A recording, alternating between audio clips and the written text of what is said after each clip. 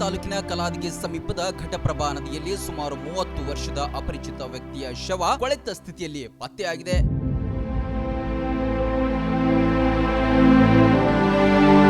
ನದಿಯಲ್ಲಿ ಶವ ತೇಲುತ್ತಿರುವುದನ್ನು ಗಮನಿಸಿದ ಸ್ಥಳೀಯರು ತಕ್ಷಣ ಪೊಲೀಸರಿಗೆ ಮಾಹಿತಿ ನೀಡಿದ್ದಾರೆ. ಮಾಹಿತಿ ಪಡೆದ ಕಲಾದಗಿ ಪೊಲೀಸರು ಸ್ಥಳಕ್ಕೆ ಭೇಟಿ ನೀಡಿ ಪರಿಶೀಲನೆ ನಡೆಸಿದರು.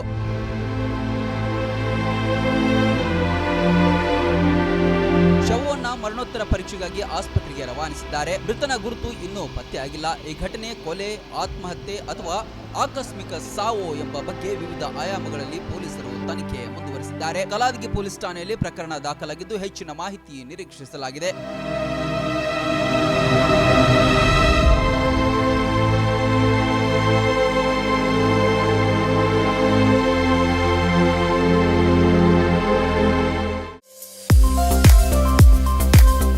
ಬಾಗಲಕೋಟ್ ಜಿಲ್ಲೆಯ ಬೀಳಗಿ ತಾಲೂಕಿನ ಬಾಡಗಂಡಿ ಎಂಬ ಪುಟ್ಟ ಗ್ರಾಮದಲ್ಲಿ ಆರಂಭಗೊಂಡ ಎಸ್ಆರ್ ಪಾಟೀಲ್ ಶಿಕ್ಷಣ ಸಂಸ್ಥೆ ಇಂದು ನರ್ಸರಿಯಿಂದ PUC, BSc nursing, BSc allied courses, BAMS Ayurvedic, MBBS ಒಳಗೊಂಡು ಹೆಮ್ಮರವಾಗಿ ಬೆಳೆದಿದೆ. ಪಿಯುಸಿ ವಿಜ್ಞಾನ ವಿಭಾಗದಲ್ಲಿ ಸತತ 2 ಬಾರಿ ಜಿಲ್ಲೆಗೆ ಹಾಗೂ 4 ಬಾರಿ ತಾಲೂಕಿಗೆ ಪ್ರಥಮ ತಂದುಕೊಟ್ಟ ಹಿರಿಮೆ.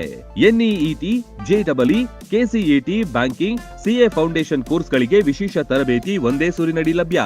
ಉತ್ತಮ ಹಾಸ್ಟೆಲ್, ಗುಣಮಟ್ಟದ ಊಟ ಉಪಹಾರ, ಮಕ್ಕಳ ಸರ್ವತೋಮುಖ ಅಭಿವೃದ್ಧಿಗಾಗಿ swimming pool, indoor outdoor stadium, gym, music class, ಚಿತ್ರಕಲಾ ತರಬೇತಿ ಸೇರಿದಂತೆ ಅನೇಕ ಸೌಲಭ್ಯಗಳಿವೆ. ನುರಿತ ಬೋಧಕರು, ಲ್ಯಾಬೊರೇಟರಿ, ಶಾಲಾ ವಾಹನ, ಸುರಕ್ಷತಾ ದೃಷ್ಟಿಯಿಂದ ಸೆಕ್ಯೂರಿಟಿ, ಸಿಸಿಟಿವಿ ಅಳವಡಿಸಲಾಗಿದೆ. ಹಚ್ಚ ಹಸಿರಿನಿಂದ ಕಂಗೊಳಿಸುವ ಕ್ಯಾಂಪಸ್ ವಿದ್ಯಾರ್ಥಿಗಳ ಮನಸ್ಸಿಗೆ ಮುದ ನೀಡುತ್ತೆ. ಅತ್ಯುತ್ತಮ ಶಿಕ್ಷಣಕ್ಕಾಗಿ ಇಂದೇ ಸಂಪರ್ಕಿಸಿ ಬಾಪೂಜೆ ವಿದ್ಯಾಸಂಸ್ಥೆ.